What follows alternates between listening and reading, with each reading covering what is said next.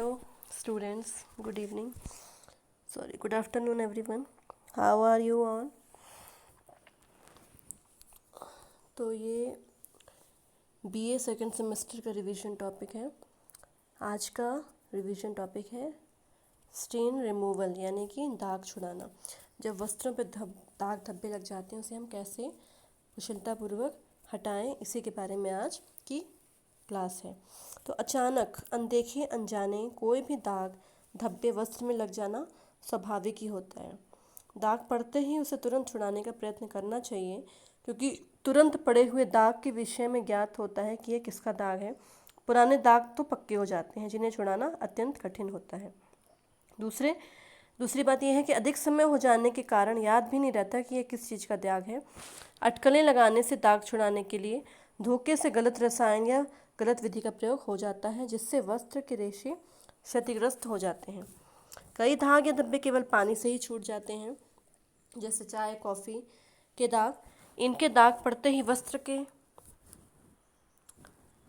दाग लगे भाग को सादे पानी से धो देना चाहिए, तो दाग धीमा पड़ जाएगा।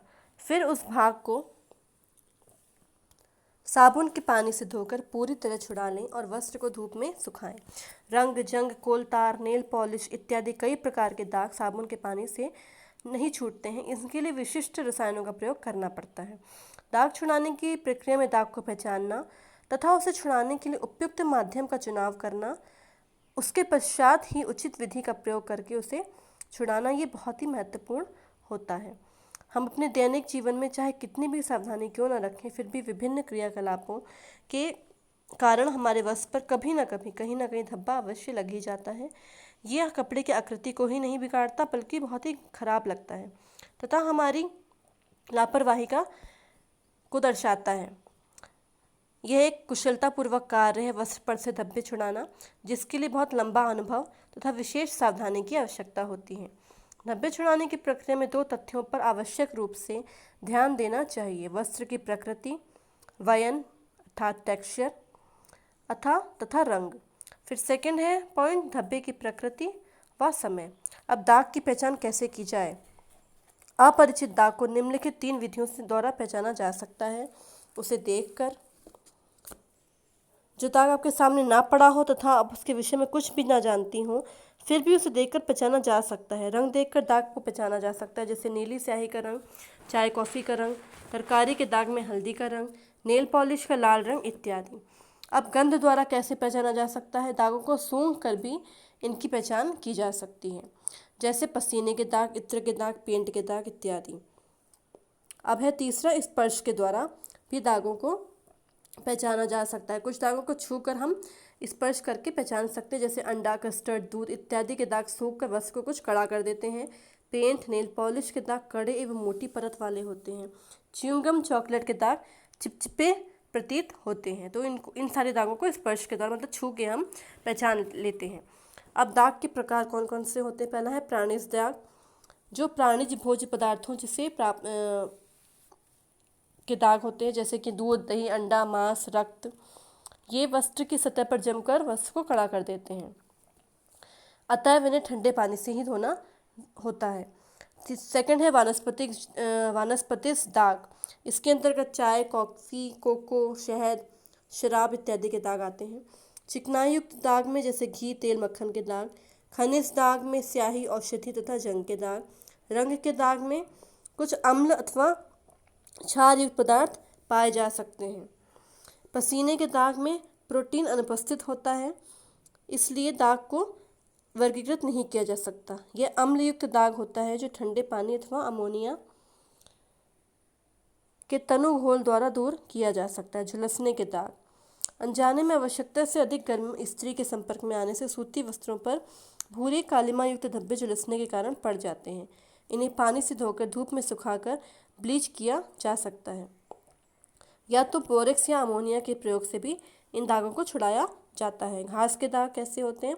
ये पर्णहरित मतलब क्लोरोफिल के युक्त होते हैं। इन्हें वानस्पतिक दागों से अलग इनका वर्गीकरण होता है। ये दाग साबुन के पानी से भी छूट सकते हैं, और अगर साबुन के पानी से ये दाग ना छूटे तो मिथिलेटेड स्पिरिट का भी प्रयोग होता है। रंग अथवा वार्निश के दाग, एनामल पेंट, या दूसरे रंग, वार्निश के रंग इन दागों से अलग होते हैं अथवा इनकी श्रेणी एकदम अलग होती है। अज्ञात दाग, ऐसे दाग जो पहचान में बिल्कुल नहीं आते और पुराने दाग भी सूखकर अपना रंग, गंध, स्वरूप पहचानने योग्य नहीं रखते हैं। ऐसे अज्ञात दागों को विशेष रसायनों द्वारा छुड़ाया जाता है। अब दाग छुड़ाने की सामान्य विधियां कौन कौन सी हैं? पहली है घोलक द्वारा। कुछ दाग जो सरलता से घुल सकते हैं, घोलकों की सहायता से छुड़ाए जाते हैं। इन दागों पर पेट्रोल, पैराफिन, मिथिलेटेड स्पिरिट, एसीटोन, तारपीन का तेल, मिट्टी का तेल, बेंजीन, कार्बन टेट्राक्लोराइड जैसा कोई भी एक घोलक रगड़ा जाता है जो दाग को घोलकर दूर करता है। वस्त्र के दाग वाले भाग को स्याही चूषक कागज रखा जाता है। तत्पश्चात रुई के फाहे, मलमल के टुकड़े अथवा ब्रश को घोलक में डुबोकर दाग पर लगाया जाता है। घोलक में भीगे हुए ब्रश, स्पंज, कपड़े के टुकड़े को गोल गोल गति में बाहर से भीतर केंद्र की ओर आते हुए फेरा जाता है। इससे दाग घुल जाता है तथा ब्लॉटिंग पेपर ऐसा पेपर होता है जैसे पानी को सोख लेता है, ट्रेसिंग पेपर की तरह। पुनः दूसरा स्वच्छ ब्लॉटिंग पेपर रखकर बार बार इसी क्रिया को दोहराना होता है जब तक कि दाग पूरी तरह से ना हट सके। अवशोषक द्वारा, अवशोषक कौन कौन से होते हैं? जैसे कि मैदा, आटा, पावरोटी का चूर्ण, टैल्कम पाउडर, चौक का चूर्ण, ये सारे अवशोषक होते हैं। इनके द्वारा भी दाग को छुड़ाया जा सकता है। इन्हीं में से कोई भी एक सूखी चीज़ दाग पर रगड़ कर छोड़ दी जाती है कुछ देर के लिए, ये दाग को सोख लेती हैं। तत्पश्चात ब्रश से झाड़कर अवशोषक को हटा दिया जाता है। वस्त्र पर लगे घी, तेल, अन्य चिकनाई के दाग को हटाने के लिए दाग के ऊपर तथा नीचे ब्लॉटिंग पेपर रखकर ऊपर से गर्म इस्त्री करी जाती है। इसकी वजह से वसा पिघलता है तथा चूषक कागज द्वारा अवशोषित कर ली जाती है। फिर है थर्ड, रसायनों द्वारा।